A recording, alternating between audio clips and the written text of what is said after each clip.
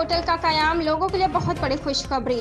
सराय नोरंग में merit restaurant and barbecue पर काम जारी है और तहसील नोरंग के आवाम के लिए पहली बार पार्सल की सहूलत यानी घर बैठे पका पकाया मयारी खाना अपने घर के दहलीज पर दस्तयाब होगा।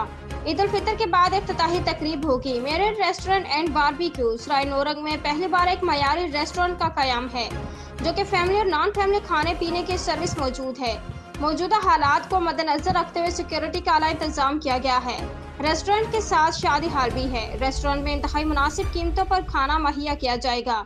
अमीर और गरीब दोनों के लिए बहुत ही मौजूद रेट पर खाना दस्तयाब होगा। ईद उल फितर के बाद इफ्तिताह तकरीब होगी और बहुत बड़ा प्रोग्राम मुनक्किद होगा। सराय नोरंग में लीडी डॉक्टर रिफत जहान की गली में वाक़या है जो कि एक खुशगवार लोकेशन है।